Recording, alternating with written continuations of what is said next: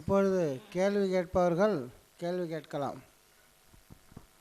பெண்கள் முதலில் கேள்வி கேட்கும். வலைக்கும் சலாம். ஹஜ்ஜு செய்கிறாங்கல்ல, ஹஜ்ஜு நம்மளுக்காக பத்லி ஹஜ்ஜு செய்கிறாங்கல்ல, அவங்க வந்து நம்ம உயிரோடு இருக்கும் போதே நம்மளுக்காக இன்னொருத்தவங்க நம்மளுக்காக ஹஜ்ஜு செய்ய முடியுமா? இல்லை நம்மளுக்கு ஏதாச்சும் உடம்பு சரியில்லாத இருக்குல்ல, அந்த மாதிரி டைமில் மைதானா தான் செய்ய முடியுமா? இதுக்கு விளக்கமாக சொல்லுங்கள். பத்லி ஹஜ்ஜு அப்படின்ட்டு சொல்கிறாங்களே, அது உயிரோடு இருக்கிறாங்க, அவங்களுக்கு உடல்நலம் சரியில்லை, இவங்களுக்காகத்தான் செய்யணுமா, அல்லது இறந்து போயிட்டாங்க அவங்களுக்காகவும் செய்யலாமா அப்படின்னு கேள்வி வச்சுருக்கிறாங்க. பத்லி ஹஜ்ஜுனா என்ன? ஒருவருக்காக இன்னொருவர் போய் ஹஜ்ஜு செஞ்சுட்டு வருவார், இதுதான் பத்லி ஹஜ்ஜு. இவங்க கேட்டது உயிராக உள்ளவங்களுக்கும் செய்யலாமா, உள்ளவங்களுக்கும் செய்யலாம், நம்ம தெரிஞ்சு வச்சது தான். இறந்தவர்களுக்கும் செய்யலாமா அப்படின்னு கேள்வி வச்சுக்கிறலாம். 2 பேருக்கும் செய்யலாம். 2 பேருக்கும் செய்யலாங்கிறத ஹதீஸை நமக்கு எடுத்து காட்டுகிறது. புகாரி ஷரீஃபிலே பதிவு செய்யப்பட்டிருக்குங்க. எப்படின்னு கேட்டால், பத்லி ஹஜ்ஜி அப்படிங்கிறத ஒரு சட்டமே ஒரு பெண்மணி மூலமாக தான் கிடைத்தது. இப்போ இந்த கேள்வி கேட்டதும் ஒரு பெண்மணி தான். பத்லி ஹஜ்ஜுங்கிற சட்டம் கிடைச்சதும் ஒரு பெண்மணியின் மூலமாகத்தான். நபிகள் நாயகம் ஸல்லல்லாஹு அலைஹி வஸல்லம் அவங்கள்ட்ட ஒரு சஹாபித் பெண்மணி வர்றாங்க. யார சொல்லலாம், என் தந்தையாருக்கு ஹஜ்ஜு கடமை, ஆனால் வாகனத்தில் உட்காந்துட்டு போக முடியாது, முதுமை அடைஞ்சிட்டாங்க, அதனால் என் தந்தையாருக்காக நான் ஹஜ்ஜை நிறைவேற்றலாமா? நபிகள் நாயகம் ஸல்லல்லாஹு அலைஹி வஸல்லம் சொல்கிறாங்க, நீங்கள் ஹஜ்ஜை நிறைவேற்றுங்க அப்படிங்கிறாங்க. இந்த ஹதீது புகாரில் பதிவு செய்யப்பட்டிருக்கு. இப்போ உயிராக இருக்கக்கூடியவங்களுக்கு பத்லி ஹஜ்ஜு செய்வதுங்கிறத இந்த ஹதீஸில் புரிஞ்சுக்கிறோங்க. இதில் இன்னொரு சட்டமும் இருக்குது. ஒரு ஆணுக்கு பகரமாக ஆண் தான் பத்லி ஹஜ்ஜு செய்யணும் அப்படிங்கிறது இல்லை. பெண்ணுக்கு பகரமாக ஒரு பெண் தான் பத்லி ஹஜ்ஜு செய்யணுங்கிறது இல்லை. ஒரு ஆணுக்கு பகரமாக ஒரு பெண் பத்லி ஹஜ்ஜு செய்யலாம், ஒரு பெண்ணுக்கு பகரமாக ஒரு ஆண் பத்லி ஹஜ்ஜு செய்யலாம்ங்கிற சட்டத்தை இங்கே தெரிஞ்சுக்கொள்கிறோம். ஏன்னு கேட்டால், அந்த பெண்மணியார் தன்னுடைய தந்தைக்கு தான் கேட்குறாங்க, என் தந்தையாருக்கு நான் செய்யலாமா? தந்தையார் வந்து ஆண், மகள், இவங்க வந்து மகள் பெண், ஆனால் செய்கிறாங்க. இது இந்த சட்டத்தை நம்ம சேர்த்து புரிஞ்சுக்கிறோம். அடுத்து இறந்து போனவங்களுக்கு செய்யலாமா? செய்யலாம். ஏன்னு கேட்டால், நபிகள் நாயகம் ஸல்லல்லாஹு அலைஹி வஸல்லம் அவங்ககிட்ட ஒரு சஹாபி வந்தாங்க. யார சொல்லலாம், இன்ன உஹ்தி நதரத் அன் தஹுஜ்ஜ, என் சகோதரி ஹஜ்ஜு செய்யணும்னு நேர்ச்சை பண்ணியிருந்தாங்க, ஆனால் அந்த நேர்ச்சை நிறைவேற்றதுக்கு முன்னாலேயே வஃபாத் ஆகிட்டாங்க. அந்த என் சகோதரிக்கா நான் ஹஜ்ஜை நிறைவேற்றலாமா? இப்போ நபிகள் நாயகம் ஸல்லல்லாஹு அலைஹி வஸல்லம் பதிலை சொல்கிறதுக்கு முன்னால் ஒரு கேள்வி வைக்கிறாங்க. அருமை தோழரே, உங்கள் சகோதரிக்கு கடன் இருந்தால் அடைப்பீங்களா மாட்டீங்களா? அடைப்பேன்னு யாரும் சொல்லலாம், அந்த தோழர் சொன்னாங்க. இப்போ நபிகள் நாயகம் ஸல்லல்லாஹு அலைஹி வஸல்லம் சொல்கிறாங்க, ஃபக்லி தைன் அல்லாஹ், அப்படியானால் அல்லாஹ்வுடைய கடனை அடையுங்கள். நாங்கள் இந்த ஹதீஸ் புகாரிலாம் பதிவு செய்யப்பட்டிருக்கு. அப்போ இறந்து போனவருக்காக ஹஜ்ஜு செய்யலாம், அதாவது அவங்களுக்கு கடமையான ஹஜ்ஜை ஒரு சகோதரர் செய்கிறாரு, பத்லி ஹஜ்ஜு தான். ஏன் இவருக்காக செய்யலை, அந்த சகோதரிக்காக தான் ஹஜ்ஜை செய்கிறாரு, அதனால் அந்த ஹஜ்ஜும் அவருக்கு நிறைவேறுகிறது என்பதால் உங்களுடைய கேள்வி பிரகாரம் உயிராக இருக்கக்கூடியவங்களுக்கும் பத்லி ஹஜ்ஜு செய்யலாம், இறந்து போனவர்களுக்காகவும் செய்யலாம் என்பதை நாம் புரிந்து கொள்வோம். இதே அடிப்படையில் தான் உம்ராவும் கூட. உம்ராவு கூட உயிராக உள்ளவங்களுக்காக நம்ம உம்ரா நிறைவேற்றி அந்த நன்மையை சேர்த்து வைக்கலாம். அதுபோல் இறந்து போனவங்களுக்காகவும் உம்ரா செஞ்சு அந்த நன்மையை சேர்த்து வைக்கலாம். அஸ்ஸலாமு அலைக்கும் வரஹ்மத்துல்லாஹி வபரகாத்து. வலைக்கும் அஜத் அவங்களே, உங்கள்கிட்ட ஒரு கேள்வி என்னென்னா, ரசூல் ஸல்லல்லாஹு அலைஹி வஸல்லம் நம்ம அஹ்லே சுன்னத்துடைய அக்கீதா என்னென்னா, ரசூல் ஸல்லல்லாஹு அலைஹி வஸல்லம் அவங்க கபரில் வந்து ஹயாத்தாக இருக்காங்க. ஒரு மனிதன் நபி ஸல்லல்லாஹு அலைஹி வஸல்லமுக்கு சலாம் சொன்னால் நம்ம சலாமை அவங்க கபரில் எத்தி வைக்கப்படுது அப்படின்னு சொல்லி உலமா பெருமக்கள் சொல்கிறாங்க. இன்னொரு ஒரு ஜமாத் வந்து என்ன சொல்லுதுன்னா, ரசூல் ஸல்லல்லாஹு அலைஹி வஸல்லமுக்கு நம்ம இங்கே சலாம் சொன்னால் அவர் இங்கே வந்துடுறாரு, ஹாஜிர் ஆயிடுறாரு அப்படின்றாங்க. இது 2 கருத்தை வருது. ரசூல் ஸல்லல்லாஹு அலைஹி வஸல்லம் நம்ம சலாம் சொன்னால் நம்ம சலாம் அங்கே எத்தி வைக்கப்படுதா, இல்லை ரசூல் ஸல்லல்லாஹு அலைஹி வஸல்லம் வந்து இங்கே வந்து நம்ம சலாம் சொன்னால் இங்கே ஹாஜிர் ஆகிறாருங்களா? ஹாஜிர் நாஜிரை பற்றி நான் உங்கள்கிட்ட கேட்குறேன். சகோதரருடைய கேள்வி என்னன்னு கேட்டால், நபிகள் நாயகம் ஸல்லல்லாஹு அலைஹி வஸல்லம் அவங்களுக்கு இப்போ நம்ம சலாம் சொல்கிறோம், இந்த சலாம் அவர்களுக்கு எடுத்து வைக்கப்படுகிறது. அவங்க வந்து மதீனா ஷரீஃபில் இருந்துக்கிட்டு இருக்கிறாங்க, அவருடைய ரவுலா ஷரீஃபில் அந்த மலக்குமார்கள்லாம் கொண்டு போய் வைக்கிறாங்க. யார சூழல்லாம் இந்த அடியார் உங்களுக்காக சலாம் சொன்னாங்க, சலவாத்து சொன்னாங்க அப்படிங்கிற செய்தியை அங்கே எடுத்து இயம்புகிறார்கள். இது கரெக்டு, இப்படி இருக்குது. சில பேர் சொல்கிறாங்க, நம்ம சலாம் சொன்னால் அவங்க இங்கே வந்துடுறாங்க அப்படின்ட்டு. இதில் எது சரி அப்படின்னு கேட்டுக்கிறாங்க. இப்போது சலாம் சொல்லும் போதெல்லாம் இங்கே வந்து பதில் சொல்கிறாங்க அப்படின்னு யாரும் சொல்லலைங்க. அப்படி யாராக சொன்னாங்க அவங்க புரியாமல் சொல்லலான்னு அர்த்தம். நபி நாம் ஸல்லல்லாஹு அலைஹி வஸல்லம் சொன்னது என்ன அப்படின்னு கேட்டால், அல்லாஹு தஆலா மலக்குமார்கள் நியமித்து வைத்திருக்கிறான். சய்யாஹின் அப்படிங்கிறாங்க. சய்யாஹின்கிற அரபி சொல்லுக்கு பறந்து திரியக்கூடியவர்கள், சுற்றி திரியக்கூடியவர்கள் அர்த்தம். அவங்களோட வேலையை அப்படியே போய்கிட்டே வந்துக்கிட்டே இருப்பாங்க. யாரெல்லாம் சலாம் சொல்கிறாங்களோ, சலவா சொல்கிறாங்களோ, அதை அப்படியே கொண்டு போய் நபி நாம் ஸல்லல்லாஹு அலைஹி வஸல்லம் தர்பாரில் கொண்டு போய் வைக்கிறது. அதான் அவங்களோட டியூட்டியை அல்ல, அதுக்குன்னே வச்சிருக்கிறான். இப்படி நீங்கள் சலாம் சொன்னால் அந்த மலக்குமார்கள் என்னிடம் கொண்டு வந்து சேர்ப்பார்கள் என்று நபி நாம் ஸல்லல்லாஹு அலைஹி வஸல்லம் சொல்லியிருக்கிறாங்க. உண்மைதான். அதுபோல் இன்னொரு ஹதீஸிலையும் சொல்கிறாங்க, அபூதால பதிவு செய்யப்பட்டிருக்கு, அல்லாஹு தஆலா எனக்கு ரூஹை மீட்டி தருகிறான், நான் பதில் சலாம் சொல்லுகிறேன் என்று சொல்லி தந்திருக்கிறாங்க. அப்போ கபரில் இருந்துகிட்டு சலாம் சொல்கிறாங்க என்பதும் உண்மைதான். அதே நேரத்தில் வேறு இடங்களில் ஆஜராவார்களா, அப்படி தான் அந்த கேள்வி வைக்கணுமே தவிர, நம்ம இங்கேருந்து சலாம் சொன்னால் அங்கேருந்து இங்கே வந்து பதில் சலாம் சொல்லிவிட்டு மர போகிறாங்க அப்படி வழங்கக்கூடாது. நம்ம அங்கே இருக்கிறாங்க, சலாம் அங்கே தான் எடுத்து வைக்கப்படுது, அது சப்ஜெக்ட் முடிஞ்சு. அதே நேரத்தில் திக்ர் மஜ்லிஸ் நடக்குது, அதே போல் ஒரு ஸலவாத்து மஜ்லிஸ் நடக்குது, மௌலித் ஷரீஃப் ஓதுறாங்க. இந்த மாதிரி இடங்கள்லாம் அவர்களால் ஆஜராக முடியுமா அப்படின்னு ஒரு கேள்வியாக நம்ம வைக்கணும். அப்படி ஆஜராக முடியும். ஏன்னா இதுக்கு முன்பு வாழ்ந்த அந்த நபிமார்கள்லாம் ஆஜராக இருக்கிறாங்களே. பல ஹதீஸை நம்ம பார்க்குறோமே. மேராஜுடைய நிகழ்ச்சியின் போது நபி நாம் ஸல்லல்லாஹு அலைஹி சொல்கிறாங்க, நான் பைத்துல் முகத்தஸ் போனேன், ஆதம் அலைஹிஸ்ஸலாம் அவர்களிலிருந்து ஈசா அலைஹிஸ்ஸலாம் வரைக்கும் எல்லா நபிமார்களும் அங்கே வந்திருந்தார்கள். இது வந்து புகாரி முஸ்லிம்லாம் பதிவு செய்யப்பட்டிருக்கு. அந்த நபிமார்களெல்லாம் முன்னால் வஃபாத்தானவங்க தான் இந்த உலகத்துக்கு வந்துட்டாங்க. ஏன், பைத்துல் முகத்தஸுங்கிறது இந்த உலகத்தில் இருக்கிற பள்ளிவாசல், வேறு எங்கேயும் கிடையாது. இது ஆலமுல் பர்சகுக்குள்ளே இருக்கிற இடமல்ல. அந்த கபருடைய வாழ்க்கைன்னு சொல்கிறோம்ல, ஆலமுல் பர்சகு திரை உலகம். அந்த திரை உலகத்துக்குள்ளே பைத்துல் முகத்தஸ் பள்ளியாசம் இல்லை, இந்த மண்ணுலகில் தான் பள்ளியாசம் இருக்குது. பைத்துல் முகத்தஸ் இங்கே தான் நபிமார்கள் வர்றாங்க. புகாரி முஸ்லிம் பதிவு செய்யப்பட்டிருக்கா. அடுத்து இன்னொரு ஹதீஸ் முஸ்லிமில் பதிவு செய்யப்பட்டிருக்கு. இப்னு அப்பாஸ் ரலியல்லாஹு அறிவிக்கிறாங்க, கண்மணி நாம் ஸல்லல்லாஹு அலைஹி அவங்க கூட நாங்கள் ஒரு பயணத்தில் இருந்தோம். அப்போ ஒரு அஸ்ரக் என்கின்ற ஒரு மலைப்பாதை வந்தது. அப்போ வந்து நபி நாம் ஸல்லல்லாஹு அலைஹி வஸல்லம் சொல்கிறாங்க, அருமை தோழர்களே, அதோ மூசா அலைஹிஸ்ஸலாம் அவர்கள் போகிறார்கள், நான் பார்க்கிறேன். அவருடைய தலைமுடி இப்படி இருக்கிறது, அவருடைய கலர் நிறம் இப்படி இருக்கிறது என்றெல்லாம் மரணித்து சொன்னாங்க. இன்னும் கொஞ்சம் தொலைவு போன பிறகு ஹர்ஷா அப்படிங்கிற மலைப்பாதை வந்தது. அப்ப நபி நாம் ஸல்லல்லாஹு அலைஹி சொல்றாங்க, அருமை தோழர்களே, இங்கே நான் யூனுஸ் அலைஹிஸ்ஸலாம் அவங்கள பார்க்குறேன். சிவப்பு நிறம் கொண்ட ஒட்டகை மேலே அவங்க போய்கிட்டு இருக்கிறாங்க, கம்பளியாலான ஜுப்பாவை போட்டிருக்கிறாங்க, அவருடைய விரல்களை காதில் வச்சுக்கிட்டு லப்பைக் அல்லாஹும்ம லப்பைக்னு தலிபா சொல்லிக்கிட்டு போகிறாங்க என்று நபி நாம் ஸல்லல்லாஹு அலைஹி சொல்கிறாங்க. முஸ்லிமிலே பதிவு செய்யப்பட்ட ஹதீஸ். இப்போது மூசா அலைஹிஸ்ஸலாம் வாழ்ந்தது எவ்வளோ காலத்துக்கு முன்னால், யூனுஸ் அலைஹிஸ்ஸலாம் வாழ்ந்தது எவ்வளோ காலத்துக்கு முன்னால். நபி நாம் ஸல்லல்லாஹு அலைஹி வஸல்லம் அவர்கள் அவங்க சொன்ன இந்த குறிப்பிட்ட இடங்கள்ல எல்லாம் அந்த நபிமார்கள் செல்வதை பார்க்கிறேன் என்கிறார்கள். அப்போ நபிமார்கள் ஆஜராவதுங்கிறது அது இயலுமான ஒரு காரியம்தான், மார்க்கத்தில் இல்லாத ஒன்றல்ல, சாத்தியமில்லாத ஒன்றல்ல, சாத்தியமான இதுதான் அப்படிங்கிறத புரிஞ்சுக்கிறோம். அதே போல் பாருங்கள், ஒவ்வொரு கபரிலும் நமது கண்மணி நாம் ஸல்லல்லாஹு அலைஹி வஸல்லம் ஆஜராகிட்டு தான் இருக்கிறாங்க இப்போதும்.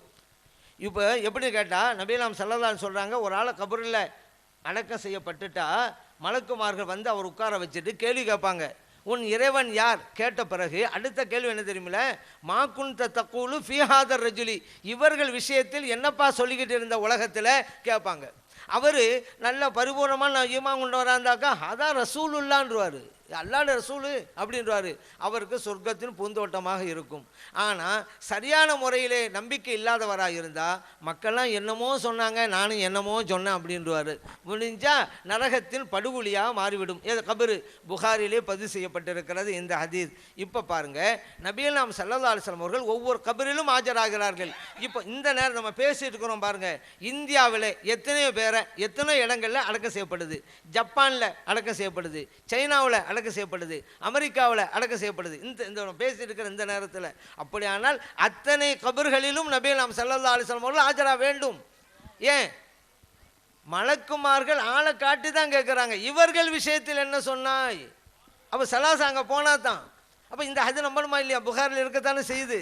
அதனால் இந்த இன்னொரு விஷயம் நபி நாம் ஸல்லல்லாஹு அலைஹி சொல்கிறாங்கல்ல, திக்ர் மஜ்லிஸ்ல எல்லாம் ரஹ்மத்து இறங்குகிறது, சக்கீனத்து இறங்குகிறது நபி நாம் ஸல்லல்லாஹு அலைஹி சொல்கிறாங்க, புகாரில் பதிவு செய்யப்பட்டிருக்கு. அப்படியானால் சக்கீனத்தை நம்ம சொல்கிறோம், ரஹ்மத்துன்னு சொல்கிறோம், மிகப்பெரிய சக்கீனத்தும் ரஹ்மத்தும் நமது கண்மணி நாயகம் ஸல்லல்லாஹு அலைஹி வஸல்லம் அவங்க தானங்க. அல்லாஹ் குர்ஆன் சொல்லிட்டான, வமா அர்சல்னாக்க இல்லா ரஹ்மத்தல் லில் ஆலமீன், நபி அவர்களே அகிலத்தாருக்கு ரஹமத்தாக உங்களை அனுப்பி வச்சிருக்கிறோம். ரஹமத்து இறங்குகிறது திக்ர் மஜ்லிஸில் என்றால் மிகப்பெரிய ரஹமத்தான நபி நாம் ஸல்லல்லாஹு அங்க வரணுமா இல்லையா? அதனால் நபியலாம் ஸல்லல்லாஹு அலைஹி வஸல்லம் அவர்கள் விரும்பிய இடத்துல நாம் சலாம் சொன்னாலெல்லாம் அப்படின்னு வழங்கக்கூடாது. அப்படி ஆதாரம் கிடையாது. நம்ம சலாம் சொன்னால் அங்கேருந்து இங்கே வந்து பதில் சொல்லிட்டு போவாங்க, அதுக்கு ஆதாரம் கிடையாது. அங்கே தான் இருப்பாங்க, சலாம் எடுத்து வைக்கப்படுது, அது வேறு சப்ஜெக்டு. ஆனால் உரிய நேரத்தில் உரிய இடத்தில் அவர்கள் விரும்பினால் ஆஜராக முடியுமா என்றால் முடியும் என்பதை நம்ம புரிஞ்சுக்கணும். அஸ்ஸலாமு அலைக்கும் வரஹ்மத்துல்லாஹி வபரகாத்துஹு. வலைக்கும் அஸ்ஸலாம். இப்போ மிலாது நபி அன்னைக்கு எல்லாரும் டோல்லாம் அடிக்கிறாங்க, ஸ்பீக்கர் பெருசாக ஸ்பீக்கர் வச்சுட்டு ஊரெல்லாம் சுற்றி வராங்க. அது வந்து இங்கே கலாச்சாரம் மாதிரி நடந்துட்டு, அது மாதிரி செய்யலாமா? நார்மலாக நம்ம வந்து நல்லா குஷி மனாக்கணும்னு இருக்கு, ஆனால் அந்த மாதிரி ஸ்பீக்கர்லாம் வச்சுட்டு ஊராக போகலாமா? இந்த ஏரியாவை சுற்றி வராங்க, அந்த மாதிரி செய்யலாமா? இப்போ மீலாது நபி பெருவிழா அன்னைக்கு நம்மெல்லாம் சந்தோஷமாக இருக்கிறோம், அது சரி. அதை ஒரு மையமாக வச்சுக்கிட்டு தெருக்கள் சுற்றுறது, ஊர் சுற்றுவது, ஊர்வலமாக போவது, இது மார்க்கத்தில் அனுமதி இருக்கிறதா அப்படின்னு என்பது தான் சகோதரருடைய கேள்வி. ஊர்வலம் போவதுங்கிறது மகிழ்ச்சியின் வெளிப்பாடு. ஆனால் மார்க்க சட்டத்திட்டம் உட்பட்டு அந்த ஊர்வலம் அமைந்திருக்க வேண்டும், அது புரியணும். திருமணம் நடக்கணும், ஆனால் திருமணத்தில் மார்க்கத்து முரணான விஷயம் கூடாது, அப்படி புரியணும். வியாபாரம் செய்யணும், ஆனால் மார்க்கத்து முரணான விஷயம் வியாபாரத்தில் இருக்கக்கூடாது. இப்படி தான் ஒவ்வொரு நிலையும். ஊர்வலம் என்பது மகிழ்ச்சி வெளிப்பாடு, அது ஒன்றும் தப்பு கிடையாது, தாராளமாக செய்யலாம். என்ன ஊர்வலங்கள்லாம் மக்கள் ஒன்று கூடுறது. அவங்க சொல்கிறாங்க, உதாரணத்துக்கு நாரே தக்பீர் அல்லாஹ் அக்பர் அப்படி கோஷம் போடுவாங்க, நாரே ரிசாலா யார் ரசூலல்லா அப்படிம்பாங்க. இதெல்லாம் மார்க்கத்தில் அனுமதிக்கப்பட்ட நல்ல வார்த்தைகள் தானே, இதையெல்லாம் சொல்லலாம். சில இடங்களில் சலாம் பைத்து படிச்சுட்டு போவாங்க ஊர்வலத்தில், யா நபி சலாம் அலைக்கும்ங்கிறது, அதுவெல்லாம் நல்ல காரியம்தான். அதனால் மார்க்கத்து உடன்பட்ட வகையில் வார்த்தைகளை சொல்லிக்கொண்டு பைத்தில் படித்து கொண்டு அந்த மாதிரி ஊர்வலம் போகலாம். அதை விட்டுட்டு இசைக்கருவிகள் மேல தாளங்கள் இவைகளாம் வச்சுக்கிட்டு போனாக்கா அது மார்க்கத்தில் அறவே கூடாது. அதனால் ஊர்வலம் நடத்துங்கிறது மகிழ்ச்சி வெளிப்பாடு ஏற்கனவே சொல்லிட்டு, ஏன்னா நம்ம அந்த வீட்டுக்குள்ளே இருந்தாலும் வச்சுக்கிறோங்களேன், அப்போ மகிழ்ச்சியை எப்படி கொண்டாடுறது? வெளியே வந்தால் தானே மகிழ்ச்சியாக இருக்கும். அதனால் வெளியே வர வேண்டும், ஊர்வலமாக செல்ல வேண்டும், நாம் மகிழ்ச்சியாக இருக்கிறோம் என்பதனுடைய அடையாளம் அது. அது செய்யுங்க, நல்ல வார்த்தைகளை சொல்லுங்கள், பைத்து படிங்க. மார்க்கத்துக்கு முரணான எந்த காரணம் நடக்கக்கூடாது. அப்படி நடந்தால் அது தவறு என்பதையும் நாம் கவனத்திலே கொள்ளணும்.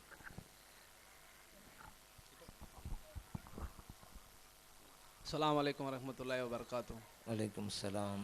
நமக்கு முன் சென்ற பல நபிமார்களின் வலிமார்களுடைய கபர்கள் இருக்குது. கபரில் போய் ஜியாரத் செய்கிறாங்க, எல்லாம் பண்ணுறாங்க. ஆனால் இதில் ஒரு கான்செப்ட் என்னன்னாக்கா, சில இடத்துல அவங்களோட கபரே இல்லை, ஆனால் அது பேரில் ஒரு தர்கா இருக்குது, அது உள்ளே என்ன இருக்குது இது வரைக்கும் நான் பல முறை போயிருக்கேன், ஒன்றுமே இல்லை. இது என்ன கான்செப்ட்? அங்கே ஏன் போகணும், நம்ம அது ஏன் கட்டியிருக்காங்க? தர்காக்களில் கபர் இருக்குது, நம்ம அங்கே போகிறோம், ஜியாரத்து செய்கிறோம், சரி. சில இடங்களுக்கு போனால் வெறும் கட்டடம் மட்டும்தான் இருக்கும், அங்கே கபரே இருக்காது. அப்படி இருக்கும்போது ஏன் அப்படி கட்டி வைக்கணும், அந்த இடத்துல நம்ம போகணுமா அப்படின்னு தான் அவங்க கேட்டுக்கிறாங்க. இவங்க சகோதரர் சொன்ன மாதிரி சில இடங்கள் இருக்குதுங்க, வெறும் கட்டடம் தான் இருக்கும், அதுவெல்லாம் நினைவு சின்னம்.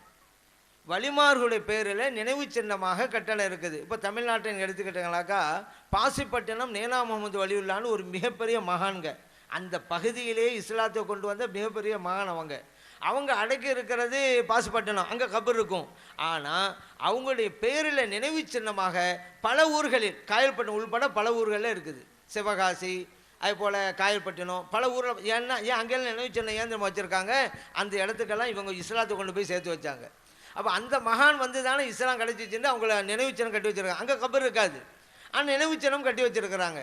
சரி, கபரு தான் இல்லையே, ஏன் அங்கே நினைவு சின்னம் கட்டணும் அப்படின்னு ஒரு கேள்வி வரலாம். ஏன்னா அந்த இறை நேசருடைய கந்தூரி விழா அந்த ஊரில் நடக்கும், பாசிப்பட்டாலும் நடக்கும்னு வச்சுக்கிறோங்க. அந்த அன்னைக்கு மக்கள் இங்கே ஒன்று கூடுவாங்க. அப்போ மக்கள் ஒன்று கூடுறது ஒரு இடம் வேணும்ல, அங்கே உட்காந்து குர்ஆன் ஷரீஃப் ஓதுவாங்க. குர்ஆன் ஷரீஃப் ஓதி அந்த இறைநேசர் சேர்த்து வைப்பாங்க. அப்படி திக்ர் மஜ்லிஸ் நடத்துவாங்க, அந்த நன்மையை சேர்த்து வைப்பாங்க. இப்படி இபாதத்துகள் செய்வதற்கு ஒரு இடம் தேவை. இல்லைண்டா தனி நபர்கள் வீட்டில் தான் வைக்கணும். ஒரு ஆளுக்கு வீடு இருக்கும், அந்த வீட்டில் தான் எல்லாம் ஒன்று கூடும். அது சாத்தியம் இருக்காங்க, பெண்கள் இருப்பாங்க, பிள்ளைகள் இருப்பாங்க. அப்போ எல்லாம் ஒன்று கூடி அமல் செய்வதற்கு ஒரு இடம் தேவை தானே. அதற்காக அந்த நினைவு கட்டடத்தை கட்டி வைத்திருக்கிறார்கள். ஆனால் தர்கா கிடையாது, ஒரு நினைவு சின்னம் தான். பல வணக்க வழிபாடு செய்வதற்கு அப்படி உதாரணத்துக்கு தான் பாசிப்பட்டணம் அப்படின்னு இவங்கள சொன்னேன்.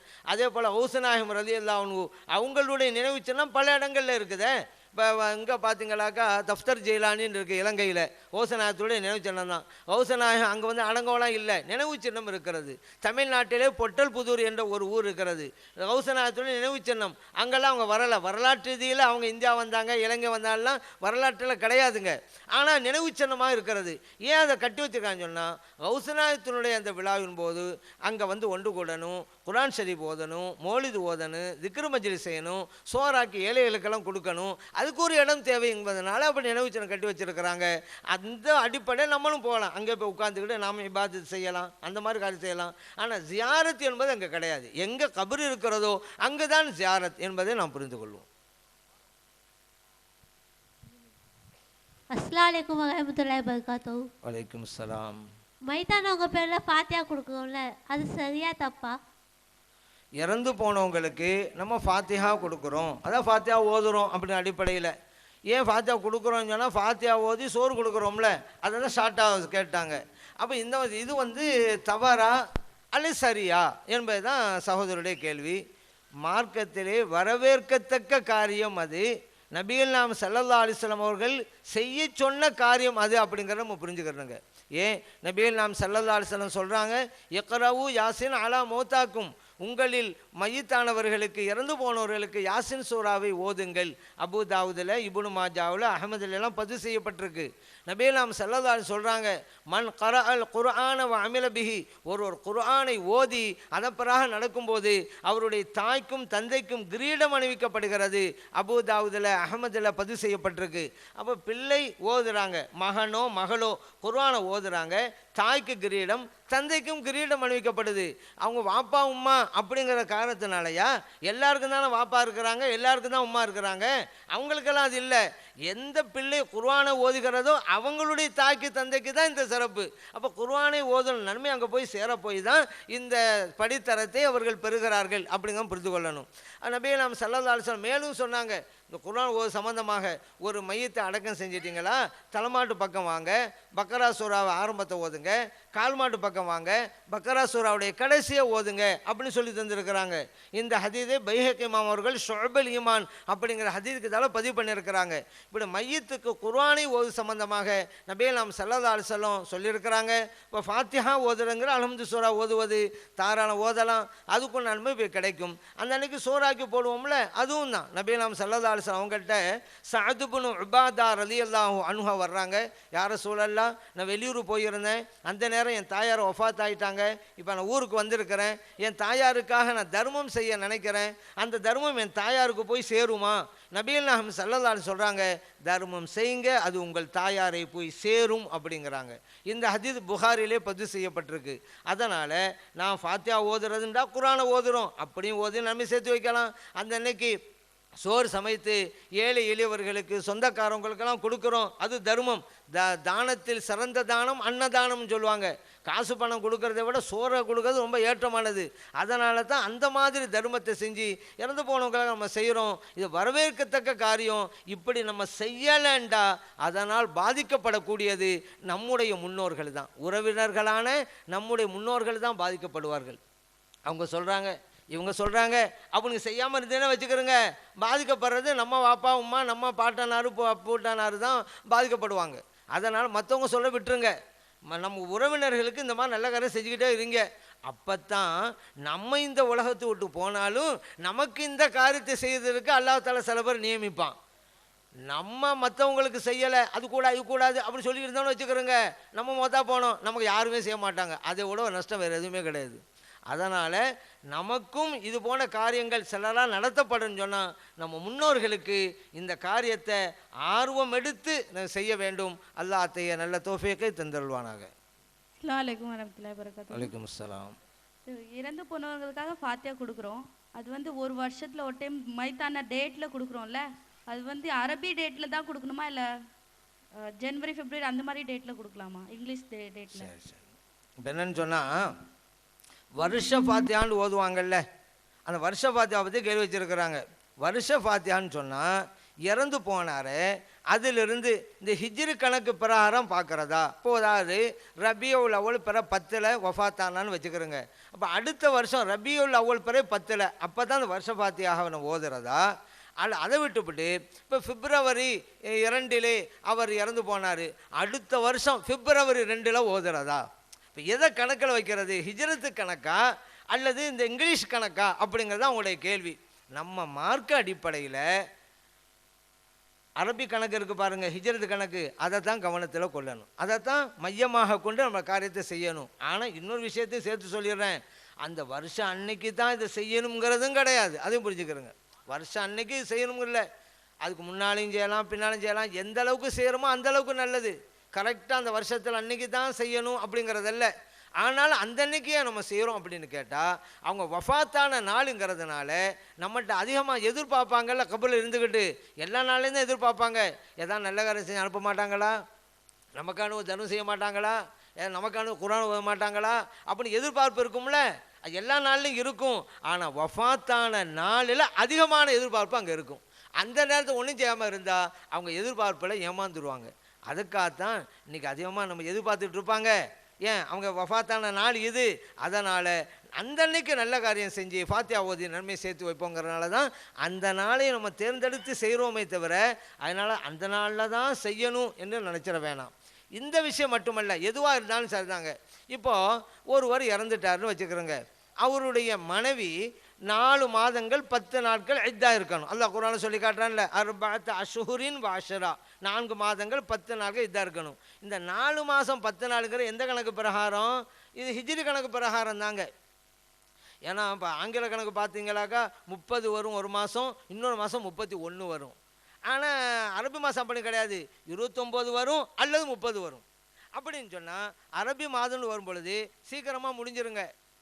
ஆனால் இங்கிலீஷ் கணக்குன்னு சொன்னால் கொஞ்சம் நாளாக அதிகமாகும். 365 நாளுங்கிறோம்ல ஒரு வருஷத்துக்கு, அது ஆங்கில கணக்கில். ஹிஜ்ரி கணக்கு பிரகாரம் 354 நாள் தான், 11 நாள் கம்மிங்க. இது அரபி கணக்கு பிரகாரம். அதனால் 4 மாதங்கள் 10 நாட்கள் என்கின்ற கணக்கு அரபி பிரகாரம் தான். பிறை கணக்கு பிரகாரம் தான் மாதத்தை கணக்குமே தவிர ஜனவரி மார்ச் டிசம்பர் அந்த கணக்கெல்லாம் கொண்டு வந்துடக்கூடாதுங்க, புரிஞ்சுக்கிறணும். அதே போல் நபிலாம் ஸல்லல்லாஹு சொல்கிறாங்கல்ல, ஒரு ஆளுக்கு ஒரு செல்வம் வந்துடுது, அதை ஜக்காத்துடைய நிசாபு வந்துட்டால் 1 வருடம் ஆனால் அவருக்கு ஜக்காத்து கடமை. ஃபலா ஜக்காத்த ஃபீஹி ஹத்தா யுஹூல அலைஹில் ஹவுலு. ஒரு வருஷம் ஆகிட்டாக்கா ஜக்காத்து கடமையாகும். வந்தவுடனே கடமையாகுது. தங்கமோ வெள்ளியோ பணமோ அவர் கையில் வந்தவுடனே கடமையாகாது. அந்த ஜக்காத்து நிசாபு வந்து 1 வருஷம் ஆனால் தான் கடமையாகும். அந்த 1 வருஷங்கிறது எந்த கணக்கு? ஹிஜ்ரி கணக்கா அல்லது இங்கே ஆங்கில கணக்கான்னு பார்த்தா ஹிஜ்ரி கணக்கு தான். இப்போ நான் ஏற்கனவே சொன்ன மாதிரி ரபியுல் அவ்வல் பிற 1 அன்னைக்கு அந்த செல்வம் வந்துச்சு, அடுத்த வருஷம் ரபியுல் அவ்வல் பிற 1 வந்துட்டால் ஜக்காத்து கடமையாகும். இப்போ அதை விட்டுப்பட்டு ஜனவரி கணக்கில் பார்க்கக்கூடாது, பிப்ரவரி கணக்கில் பார்க்கக்கூடாது, அது புரிஞ்சுக்கணும். நம்ம மார்க்க அடிப்படையில் உள்ள கணக்கு எல்லாம் அந்த ஹிஜ்ரி கணக்கு அதாவது ஹிஜ்ரினா என்ன? பிறை கணக்குன்னு அர்த்தம். பிறை கணக்கு உண்டான அந்த மாதங்கள் தான். அதன் அடிப்படையில் இறந்து போனதையும் கூட நம்ம அதை தான் கணக்கு வைக்கணும். ஏன் இத்தாவை கூட அதில் இருந்தாலும் நம்ம கணக்கு வைக்கிறோம், அது மாதிரி தான் இதுவும் அப்படிங்கிறத புரிந்து கொள்ளணும். வேறு நாட்களிலும் கூட நம்ம இந்த மாதிரி ஃபாத்தியா ஓதி நன்மை சேர்த்து வைக்கலாம் என்பதையும் நாம் சேர்த்து புரிந்து கொள்வோம். சரி, ஒரு ஆள் இங்கிலீஷ் பிரகாரம் ஓதுனார் அப்படின்னு கேட்டாக்கா அவர் வருடம்ன்ற அடிப்படையில் அது அந்த கணக்கு தப்பு, வருடம்னு பார்க்கும் பொழுது. ஆனால் அது இங்கிலீஷ் கணக்கு தான் மையப்படுத்தி ஓதுனார், அது போய் சேருமா என்றால் சேரத்தான் செய்யும். நான் தான் சொல்லிவிட்டோமே, எந்த நாளில் ஓதுனாலும் சேரும்னு தான் ஏற்கனவே சொல்லிட்டோம். அதனால் இப்போ ஜனவரி 1 வஃபாத்தானார், அடுத்த ஜனவரி 1 அன்னைக்கு தான் ஃபர்ஸ்ட் ஃபாத்தியா ஓதுறாரு, போய் சேருமா என்றால் சேரும். ஆனால் வருஷம் என்பதற்கு அந்த கணக்கு சரியில்லை, அவ்வளவுதான் வருஷம் என்பதற்கு. ஆனால் ஓதுனா சேரத்தான் செய்யும். அஸ்ஸலாமு அலைக்கும் வரஹ்மத்துல்லாஹி வபரகாத்து. அலைக்கும் சலாம். அஜர்தா, இதுக்கு முன்னே கேள்வி கேட்டதில் நீங்கள் சொன்னீங்க உலகத்தில் நிறையா மக்கள் இறக்குறாங்க, முஸ்லீம் மக்கள். அப்போ வந்து அவங்க கபரில் வந்து ரசூல்லா வராரு, ஹாஜிரா வராரு அப்படின்னு சொன்னீங்க. ஆனால் நான் கேட்ட வரைக்கும் என்னென்னா ரசூல் ஸல்லல்லாஹு அலைஹி வஸல்லம் அவர் கபரில் தான் இருப்பார். ஆனால் திரைகள் இந்த கபர்லேருந்து அவர் கபர் வரைக்கும் திரைகள் திறக்கப்படும் அப்படின்னு நான் கேள்விப்பட்டிருக்கேன். இதை பற்றி திரைகள் திறக்கப்படுமா இல்லை அவர் ஹாஜிரா வரான்னு விளக்கப்படுத்துங்க. 2வது வந்து நம்ம இஸ்லாமிய சகோதரர்கள் நம்ம இந்த நிறையா பேர்னு எடுத்துட்டிங்கன்னா சந்தோஷத்தை வெளிப்படுத்துறதுல இந்த கல்யாணம் இருக்குதுங்களா, நம்ம முஸ்லீமுடைய கல்யாணம், இதில் வந்து ஃபஸ்ட்டு சாப்டர் நலுங்குன்னு ஒன்று செய்கிறாங்க. நலுங்கு கல்யாணத்துக்கு முன்னே நலுங்குன்னு வைப்பாங்க.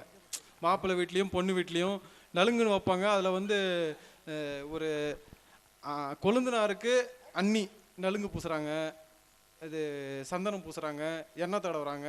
யார் செய்கிறது? யார் செய்கிறது? முஸ்லீம்கள். முஸ்லீம்கள் தான் பெண்களுக்கு செய்யும் பொழுது அந்த பெண்கள் செய்யக்கூடியவங்களும் பெண்கள் தானே? இல்லை இல்லை, பெண்கள் ஆண்களுக்கு செய்கிறாங்க, ஆண்கள் வந்து பெண்களுக்கு செய்கிறது இல்லை, ஆனால் ஆண்களுக்கு பெண்கள் செய்கிறாங்க. அந்த நிறைய வீடியோலாம் இருக்கு. இல்லை இல்லை, அது வந்து மஹரம் உள்ளவங்களா மஹரம் இல்லாதவங்களா? நேரம் இருக்கிறவங்களும் இல்லாதவங்களும் எல்லாம் மிக்ஸா. சரி சரி, வந்து ஒரு நான் முஸ்லீம் கல்ச்சர் மாதிரி செய்கிறாங்க.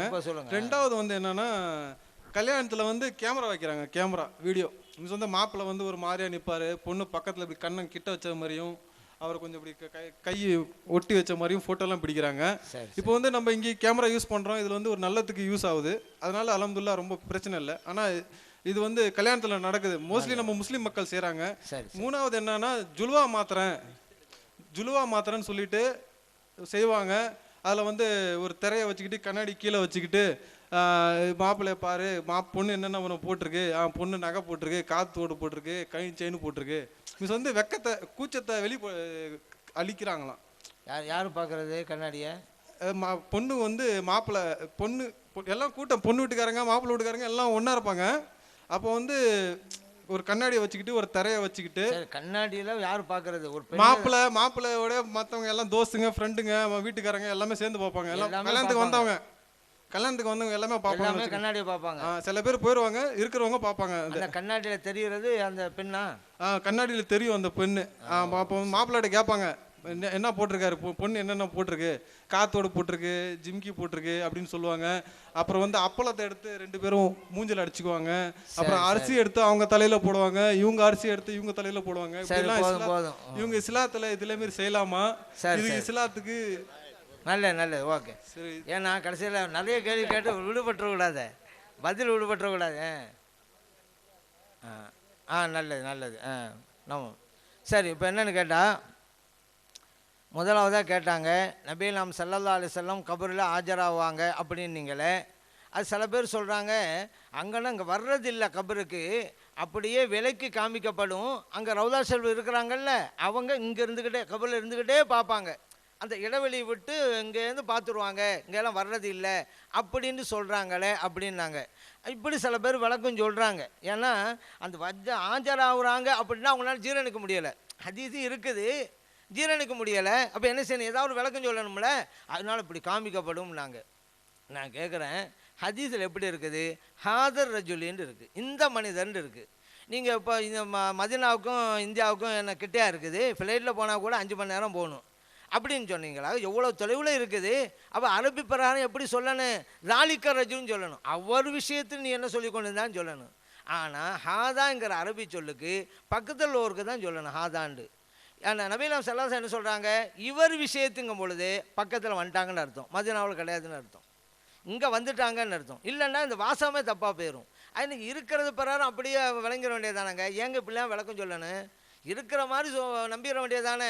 அப்படியெல்லாம் சொல்லி அப்படியே திறப்பு தான் வந்துச்சு அப்படின்னு சொன்னாக்க அப்போ என்ன ஆகும்? மையத்துக்கு அவ்வளோ பெரிய சக்தி கிடைத்து விடும். இங்கே இருந்து கொண்டே மதீனாவை பார்ப்பாராம். ஒரு வழியுள்ள அப்படி பார்ப்பாருன்னு சொன்னால் அதை ஏற்றுக்கொள்றதில்லை. ஒரு வழியுள்ள அங்கே இருந்துக்கிட்டு அங்கே பார்ப்பாருன்னு அது எப்படிங்க தெரியும்? அவர் பகதாத் இல்லைங்க இருக்கிறாங்க முஹிதீன் அப்துல் காதர் ஜிலானி, இங்கே இருக்க நமக்கு எப்படிங்க தெரியுங்கிறது. ஆனால் இப்போது நபி நாம் ஸல்லல்லாஹு அலைஹி வஸல்லம் ஆஜராவாங்க அப்படிங்க மறுக்கிறதுக்காக வேண்டி ஒரு சாதாரண மையத்து கூட இங்கே இருந்துக்கிட்டு மதீனாவை பார்த்து விடும் அப்படின்னு சொன்னால் என்ன அர்த்தம்? இது பொருந்துதா இது? அதனால் அரபி சொல்ல ஹாதான்னு தான் இருக்குது, அங்கே தான் வந்தாகணும். இது ஒரு விளக்கமாக. இன்னும் சில பேர் சொல்கிறது அங்கே காமிக்கப்படுங்கிறதா அவர் ரபியை காமிக்கப்படாது, அவங்களோட ஃபோட்டோவை காமிக்கப்படும் அப்படி சில பேர் விளக்கம் சொல்கிறாங்களே. ஃபோட்டோவில் நான் கேட்டேன் கேமராமேன் யாருங்க அப்படின்னு, இந்த வர்றேன்னு போனவர் தான், இன்னும் இதுக்காக பதில் சொல்லவே இல்லை. அங்கே என்ன ஃபோட்டாண்டா இருக்குது, சூரத்து ஹாதரஜுல்லா இருக்குது, ஹாதரஜுல் தான் இருக்குது, மனுஷன் தான் இருக்குது. ஆனால் இருக்கிறத அப்படியே ஒப்புக்கொள்ள வேண்டியதான். அல்லாஹ் நினைத்தால் முடியுங்க, அல்லாஹ் நினைத்தா முடியாதா? விஷயம் முடிஞ்சு போச்சு. என்னங்க மேராஜில் நபி நாம் ஸல்லல்லாஹு அலைஹி வஸல்லம் போகிறாங்க, எல்லா நபிமாரும் பைத்துல் முகத்தஸில் இருந்தாங்கல்ல, மூசா அலைஹிஸ்ஸலாம் பைத்துல் முகத்தஸில் இருக்கிறாங்க. அப்புறம் சொல்கிறாங்க நான் கபர்லையும் பார்த்தேன் மூசா அலைஹிஸ்ஸலாத்தை தொழுதுகிட்டு இருந்தாங்க அப்படின்னாங்க, முஸ்லீமில் பதிவு செய்யப்பட்டிருக்கு. அப்புறம் சொல்கிறாங்க மூசா அலைஹிஸ்ஸலாத்தை நான் வானுலகத்திலும் பார்த்தேங்கிறாங்க, 6வது வானத்தில். என்னங்க ஒரு நபி பைத்துல் முகத்தஸ் கபர் 6ஆம் வானம் எப்படிங்க முடியுது? அல்லாஹ் நினச்சா அங்கங்கே ஆஜராக்குறான், நம்புங்க. அப்போ ஒரு மூசா அலைஹிஸ்ஸலாம்னால பல இடங்களில் ஒரே டயத்தில் இருக்கிறாங்கல்ல, சல்லதாசும் ஒரே டயத்தில் போவாங்க. அல்லாஹ் தானே அப்படி செய்கிறான். இன்னொன்று வைங்க, அல்லாஹ் செய்கிறான்னு வரும்பொழுது நம்ம சந்தேகப்படவே தேவையில்லை. அல்லாஹ் தான் செய்கிறதெல்லாம், அற்புதத்தை எல்லாம். சரி, அடுத்ததாக ஒரு சில சடங்கு சம்பிரதாயங்களை சொன்னாங்கங்க. இந்த ஊரில் திருமண வைபவத்தின் போது மஞ்சள் பூசிக்கொள்வது, அதே போல் அப்பளத்தை வந்து வீசிக்கொள்வது, அதே போல் கண்ணாடியை பார்க்குறதெல்லாம் சொன்னாங்க. எந்த காரியமாக இருந்தாலும் ஒரே பதில் தான். ஒரே பதில் என்ன தெரியுமா? மார்க்கத்தில் தடை இல்லை என்றால் அது செய்யலாம், தடை என்றால் கூடாது, முடிஞ்சு. அது யார் சடங்கு சம்பிரதாயமாக செஞ்சாலும் தப்பு தப்பு தான். இப்போது மஞ்சள் பூசுகிறாங்கன்னு வச்சுக்கிறோங்க, பெண்களுக்குள்ளே பூசிக்கொள்கிறாங்க, மார்க்க தடை இல்லை. ஏன் மஞ்சள் பூசிக்கொள்ளலாம் தானே, அதில் மார்க் என்ன தடையாக சொல்லுது? மஞ்சள் ஹலாலான பொருள் தானே, பூசிக்கொள்ளலாம். ஒரு பெண்மணி இன்னொரு பெண்ணை பூசுகிறாங்க, பிரச்சனை இல்லை. இல்லை ஒரு ஆணே பூசுகிறாரு, அந்த ஆண் வாப்பாவா, அந்த பெண்ணுக்கு வாப்பாவாக இருக்கிறாரு, அந்த பெண்ணுக்கு தாய் மாமா இருக்கிறாங்க, அந்த பெண்ணுக்கு சகோதரர் இருக்கிறாரு, பிரச்சனை இல்லை. ஏன் மார்க்கம் தடை செய்யப்படல? மஞ்சள் பூசுறதும் ஹராம் கிடையாது, மார்க்க ஜாயிஸ் தான்.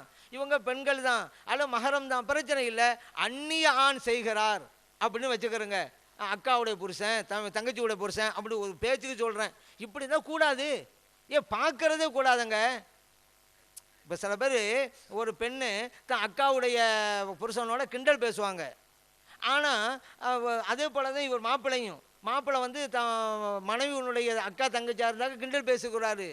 ஆனால் மாமியாரை கண்டாக்கா ஒதுங்குவார். மாமியார் உம்மாட அந்தஸ்தில் இருக்கிறாங்க, அவங்கள பேசலாம் எல்லாம் செய்யலாம், அவளும் ஒதுங்கிடுறாரு. மனைவியோட அக்கா தங்கச்சி வந்து அஜ்னபியத்தை, அந்நிய பெண்மணி, அவர் தேவையில்லாமல் பேசுவது பார்ப்பெல்லாம் கூடாது. ஆனால் சர்வசாதாரணமாக பேசிக்கொள்வாங்க, கிண்டல் எடுத்து பேசிக்கொள்வாங்க, நகைச்சுவாக பேசுவாங்க, அதெல்லாம் கூடாதுங்க. அதனால் இங்கேயும் அப்படி தான். அதான் பூசுபவர்கள் யார்? பெண்களாக கூடும், ஆண்களா? மஹரம் என்றால் கூடும், மஹரம் இல்லாமல் அந்நிய ஆண்கள் தான் கூடாது.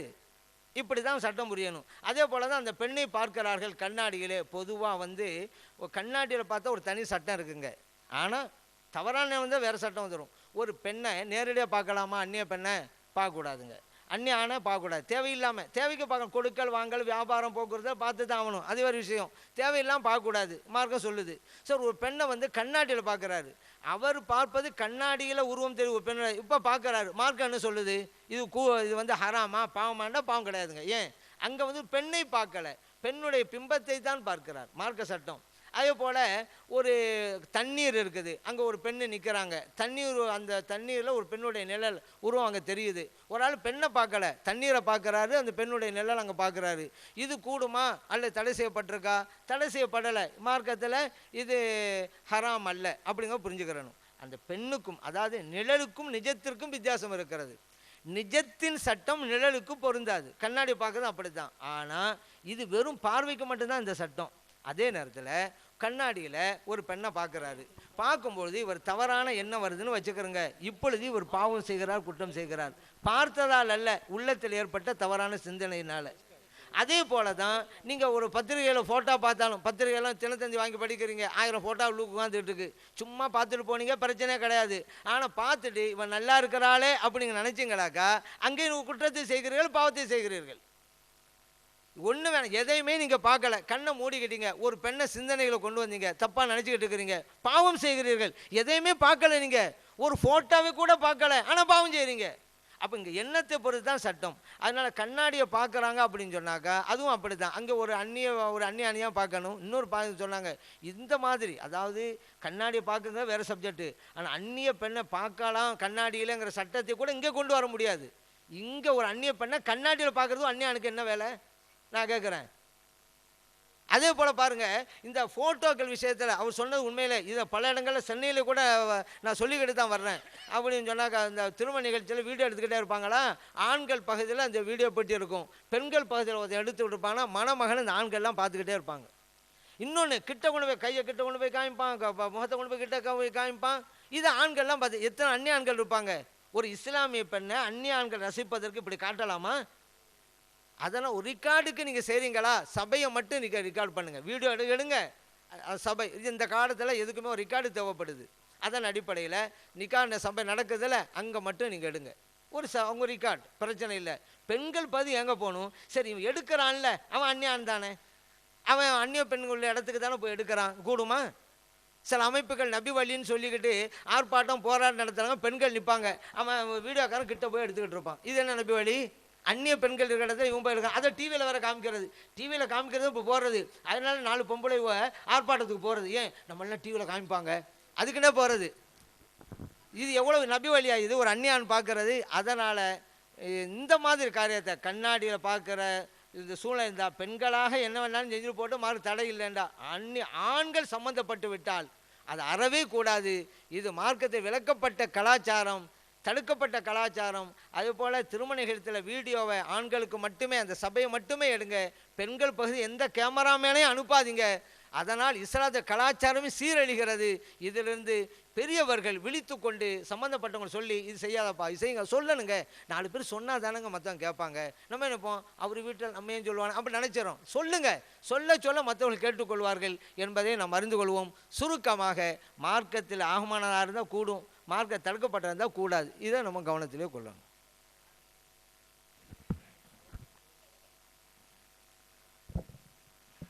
அஸ்ஸலாமு அலைக்கும்.